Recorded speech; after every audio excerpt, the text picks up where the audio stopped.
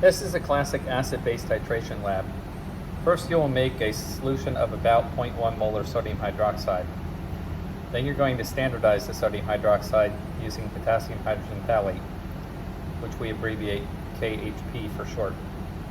Sodium hydroxide is not a primary standard because it's hygroscopic and absorbs moisture from the atmosphere. Therefore, we cannot just dissolve it in a known volume of liquid in order to find its molarity. We have to titrate it against a primary standard. So we'll titrate our sodium hydroxide against a primary standard KHP. Tear a blue weigh boat in the analytical balance. Then weigh about 1 gram of sodium hydroxide pellets.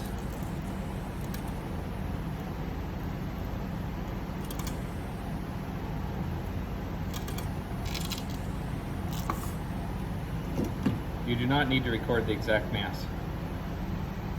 Transfer the sodium hydroxide pellets to your plastic bottle.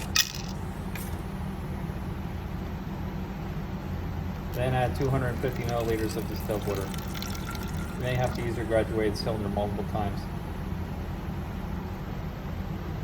Cap your bottle and shake it well to make sure it's all dissolved.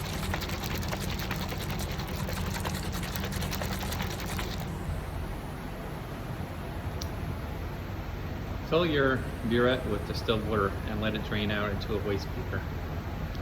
If there are any droplets of water clinging to the inside walls of the burette, it's not cleaning. You'll have to clean it with a burette brush and a little bit of soap, and then rinse it out with more water. Keep doing this until your burette drains cleanly, like the one I have shown here. This is very important when doing a titration. If you had any water droplets on the inside walls of your burette, they could fall down at a later point in time, and therefore the difference in your burette readings would not account for the amount of droplets that had fallen. Next, you'll want to condition your burette with some of the sodium hydroxide solution. Pour about 5 milliliters of solution in the burette and let some drain through the stopcock. Now any droplets that are left at the bottom of your burette will be sodium hydroxide and not water. Now that you have a clean and conditioned burette, you can fill it with your sodium hydroxide solution. Fill it somewhere near the top. You do not have to be exactly at the 0.00 milliliter mark.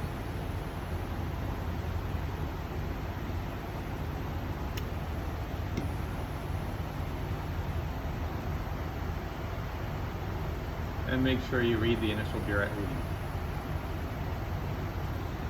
Because sodium hydroxide can react with carbon dioxide in the atmosphere, place a plastic cap on the top of your burette. Also, before you make your initial burette reading, make sure there are no air bubbles in the tip of your burette. These could also be a significant source of error. On a tear blue weigh boat on the analytical balance, weigh between 0.7 and 0.8 grams of potassium hydrogen phthalate. Record the exact mass in your notebook. Quantitatively transfer your potassium hydrogen phthalate into a 250 Erlenmeyer flask. Use 40 milliliters of distilled water to help rinse all of your crystals into the flask.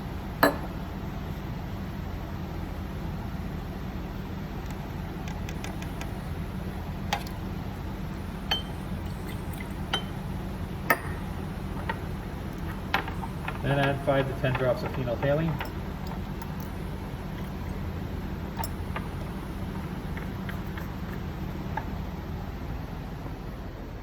And warm the flask on a hot plate in order to get all of the KHP to dissolve. Now we're ready to begin the titration. Using proper titration technique that I taught you last semester, where you're swirling the flask with your dominant hand constantly, and you make this symbol with your left hand. You put your pointer finger and middle finger behind the burette, your thumb, your pinky, and ring finger in front of the burette to grab the stopcock. Open the stopcock and swirl constantly as you titrate.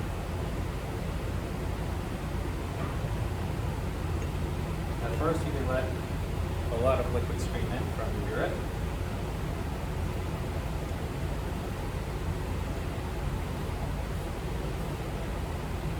When you start to see the pink flashes lasting longer and longer before they disappear as you swirl, then you want to slow down your titration.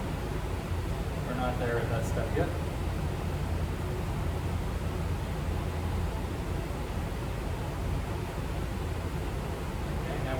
slow down, so big flashes are lasting longer. Eventually you're going to want to go a drop at a time. Your goal is to catch the exact drop, which changes it from colorless to pink, where the pink is a persistent color and does not go away.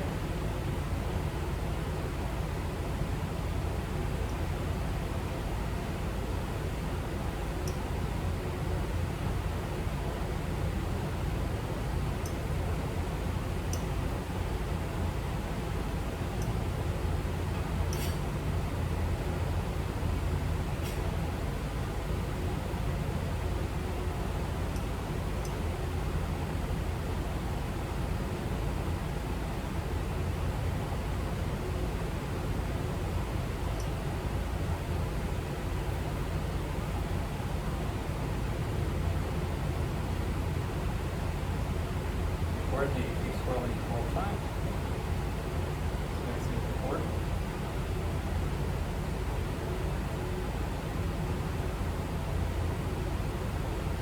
If for some reason your burette volume is down near the 50, you want to stop the titration before it reaches 50. Record your burette reading and then refill, record a new initial burette reading and continue the titration. Hopefully it won't take you more than 15 milliliters to titrate.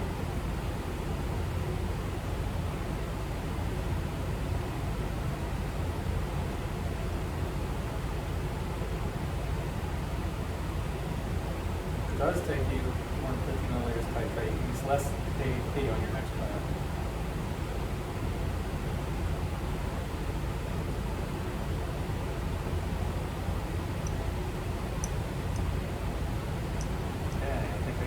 Exact drop at this point. Record your final burette reading. Here are the data from my first trial. Next, you're going to refill the burette near the top, record a new initial burette reading, weigh out another sample of KHP, and do a second titration. Repeat, doing a third titration, and then average your values. Here's my mass for the second trial. Here's my initial burette reading for the second trial. Here's the burette reading after the second trial. Here's my mass for trial 3.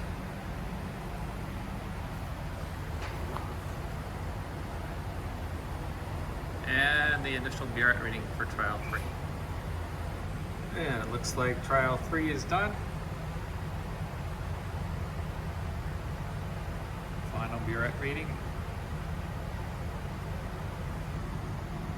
Here are my final data for the 3 trials.